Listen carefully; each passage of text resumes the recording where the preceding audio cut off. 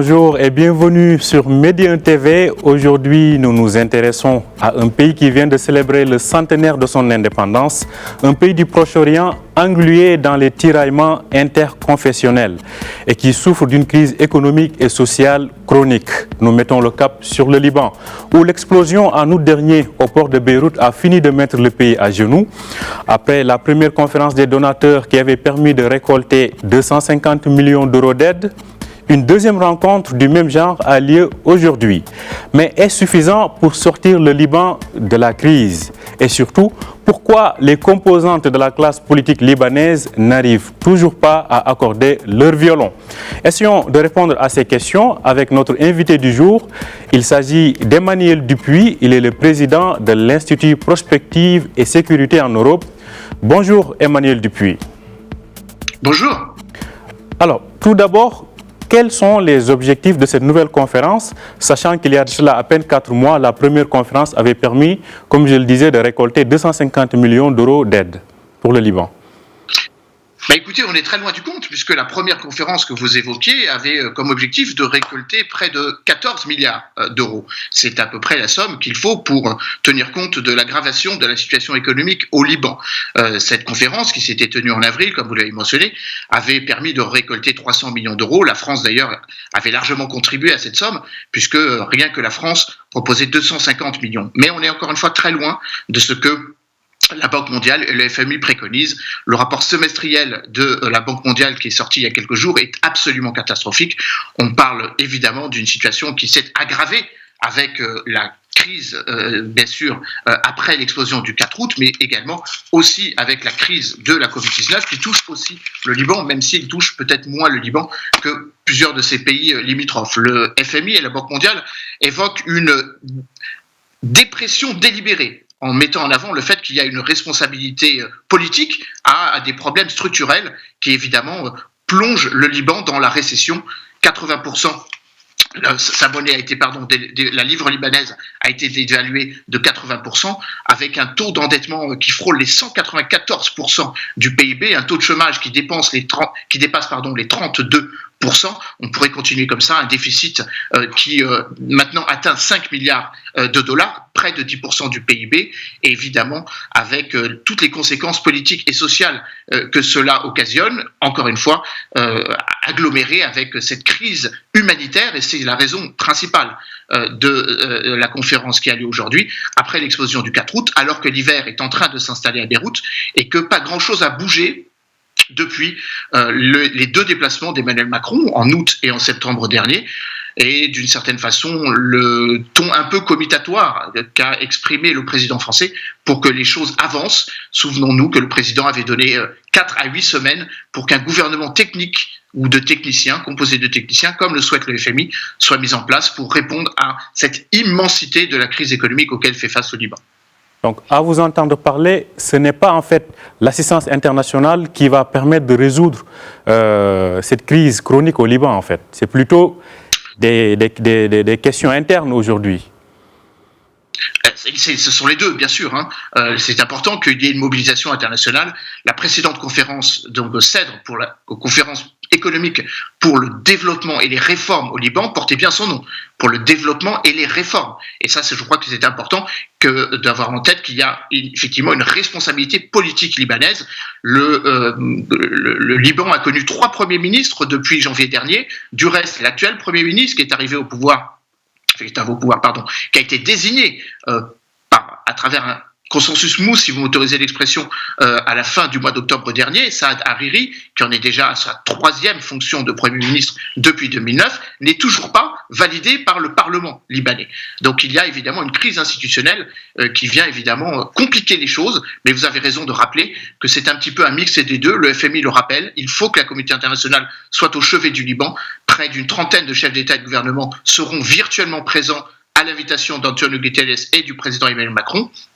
Mais pour revenir en arrière, toutes les conférences des donateurs marquées de leur leur bonne volonté de la communauté internationale, sans que l'on puisse aboutir réellement à une stabilisation politique. Je le rappelais, 3 premiers ministres depuis janvier 2020, des divergences de point de vue entre le président, que l'on voit à l'écran, Michel Aoun, qui lui-même est la résultante d'un consensus très mou, puisqu'il est arrivé au pouvoir après 2 ans de vacances suite à l'impossibilité de trouver un successeur à Michel Sleiman, donc depuis 2016, et puis évidemment avec une difficulté qui est encore plus rendue complexe avec les ingérences extérieures, et je crois que c'est là évidemment une des pierres d'achoppement, une des divergences de point de vue qui peut exister entre la façon dont la France voit le règlement de sortie de crise au Liban et la manière dont d'autres acteurs internationaux, dont certains partenaires européens, estiment leur rôle.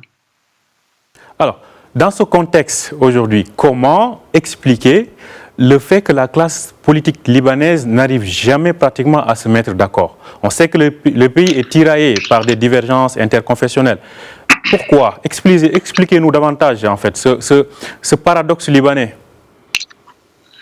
Le paradoxe libanais, déjà, s'inscrit dans un processus historique, qui est celui de la fin de la guerre civile, qui a saigné littéralement ce pays entre 1975 et 1990, avec une solution qui avait été proposée sous l'égide de la communauté internationale, déjà, avec la forte influence du père de l'actuel roi du Maroc, Hassan II, de l'ancien président algérien, le président Chadli, et du père du roi Salman, le roi Fahd d'Arabie Saoudite, où le principe, le frère du roi Salman, excusez-moi, et donc avait abouti à la mise en place de quotas communautaires. Alors évidemment, maintenant tout le monde se pose la question de savoir si la représentativité communautaire, c'est-à-dire la répartition plus ou moins 49% de musulmans et 51% de chrétiens, vaut toujours.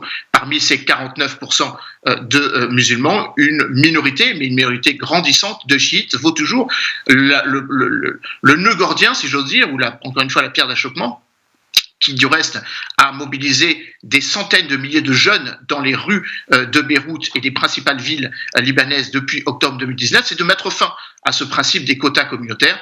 Pour rappel, pour vos téléspectateurs, le président est issu donc de la majorité, faible majorité chrétienne, maronite. Donc c'est pour ça que tous les présidents et les chefs d'état-major sont chrétiens. Le président de l'Assemblée nationale est un chiite, 28 ans depuis son accession à ce poste en 1992, Nabil Berri, et le Premier ministre est traditionnellement un musulman sunnite. C'est aussi une des raisons pour lesquelles il est dur de trouver de nouvelles personnalités politiques qui émergent dans cette classe politique. Je rappelle que Saïd Hariri a été déjà 3 fois Premier ministre, entre 2009 et 2011, entre 2016 et 2020, et de nouveau aujourd'hui, alors même que les manifestants s'étaient mobilisés dans la rue, telles que les images que vous montrez, que l'on voit, justement pour dénoncer cette inertie de la classe politique libanaise. Une inertie qui a poussé le président Michel Aoun à appeler à inventer un nouveau système, à changer carrément le système. Selon vous, comment on peut changer ce système libanais? Déjà, il faut tenir compte de l'évolution démographique et évidemment en défaveur de la petite minorité chrétienne et donc principalement maronite. Et donc ça veut dire que la démographie fait qu'on doit peut-être prendre en compte une partie importante du corps politique libanais, et c'est là encore une fois aussi un autre problème, parce que si l'on prend en compte le fait qu'il y a de plus en plus de chiites dans ce pays, la représentation politique des chiites qui est bicéphale, avec d'un côté le mouvement Amal, dont est issu le président de l'Assemblée nationale, Nabil Berri, et de l'autre le Hezbollah, qui représente 12 députés au sein de l'Assemblée nationale, qui compte 128 députés, on a là un autre problème. Évidemment, il faut avoir à l'esprit que le Hezbollah est considéré comme organisation terroriste par l'Allemagne, par les États-Unis, que sa branche militaire, celle qui agit au Liban Sud, est considérée comme organisation terroriste par l'Union européenne, et que ça a été un des enjeux des précédentes visites du président Emmanuel Macron, qu'il est néanmoins une force politique. Je rappelais 12 députés, 3 ministres dans les précédents gouvernements, notamment ceux de Saad Hariri. Donc il y a là effectivement une difficulté structurelle à dépasser. Le président Michel Aoun a raison de dire que le Liban est peut-être mûr, alors qu'il a fêté, comme vous l'avez rappelé, l'anniversaire de son indépendance le 22 novembre, oui, le centenaire donc du Grand Liban, mais surtout l'indépendance du Liban le 22 novembre 1943, que le Liban est suffisamment grand pour penser son destin tout seul. C'est une des raisons pour lesquelles le ton un peu comitatoire, comme je disais précédemment, du président Emmanuel Macron, appelant à ce qu'il y ait une mobilisation, un réveil des consciences pour aboutir à un gouvernement acceptable par tous, a pu sembler comme une sorte de vision un petit peu paternaliste. Beaucoup de responsables politiques libanais ont rappelé que la fin du protectorat, justement, remonte à 1943. À vous entendre parler, et quand on voit les commentaires au Liban et dans le monde arabe, on a l'impression qu'en fait, l'initiative française est vue comme une ingérence, mais plutôt même déjà mornée, on a l'impression en fait. Quelle chance de réussite aujourd'hui à cette initiative du président Macron ? Écoutez, elle n'a pas beaucoup avancé, cette initiative. Je rappelais que le président avait donné, je rappelle, comme ça avait été dit et redit, 4 à 6 semaines, donc à l'occasion de sa précédente visite le 27 septembre dernier. In fine, ça a abouti à quoi ?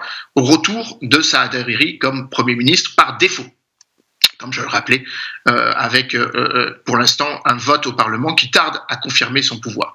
Le précédent Premier ministre, Mohamed Hadib, oui. Alors Hassan Diab et ensuite Mohamed Hadib. Effectivement. Alors justement, vous avez raison de rappeler que Mohamed Hadib, techniquement, n'a pas été Premier ministre très longtemps. Il a duré 1 mois et quelques jours, mais il n'a jamais été validé par le Parlement non plus. Donc on est dans une situation dans laquelle les injonctions de l'extérieur, et pas seulement d'ailleurs que celle du président français, aussi de la part du partenaire important économiquement parlant que constituent les États-Unis, n'ont jamais vraiment réussi à faire en sorte que l'on trouve une solution miracle à ce que la rue libanaise attend, c'est-à-dire la fin de la corruption. Transparency International rappelle que le niveau de corruption dans le pays reste particulièrement fort.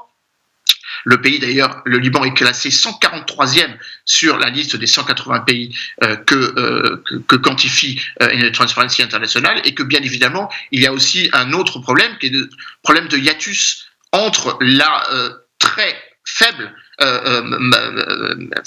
une partie de la population libanaise qui s'est considérablement enrichie depuis la fin de la guerre civile, avec 60% des comptes bancaires qui sont détenus par 2% des Libanais et 40% qui sont détenus par 98% de la population libanaise, avec là aussi des chiffres qui pourraient sembler anecdotiques, mais ils le sont pas tant que ça dans la situation absolument catastrophique après l'explosion du 4 août, où depuis l'explosion du 4 août, 4,2 milliards de dollars ont fui le Liban, en rappelant que là aussi c'est un problème important. Problème et solution, la diaspora libanaise est aussi une solution, est aussi appelée à être mobilisée pour la reconstruction du Liban. Justement, quel peut être le rôle de cette diaspora aujourd'hui ? Quel peut être le rôle de cette diaspora libanaise ?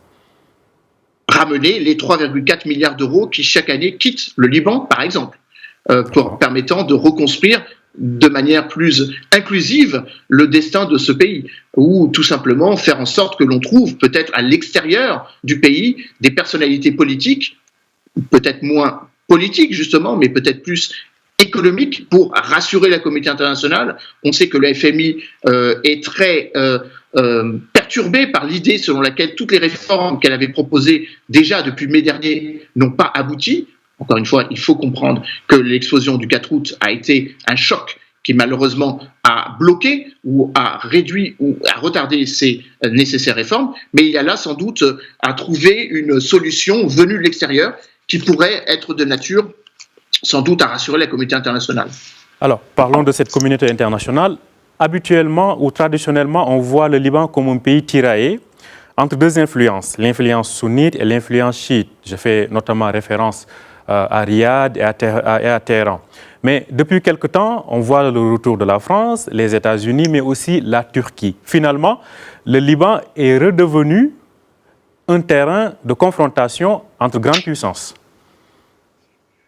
Oui, vous avez raison de rappeler la Turquie. D'ailleurs, beaucoup de mauvaises langues à Beyrouth, et certaines d'ailleurs à Paris, évoquent le fait que le président Emmanuel Macron se soit mobilisé personnellement, car il a bien compris que la Turquie était en train de revenir dans ce qui fut pendant très longtemps un protectorat ottoman avant d'être un protectorat français.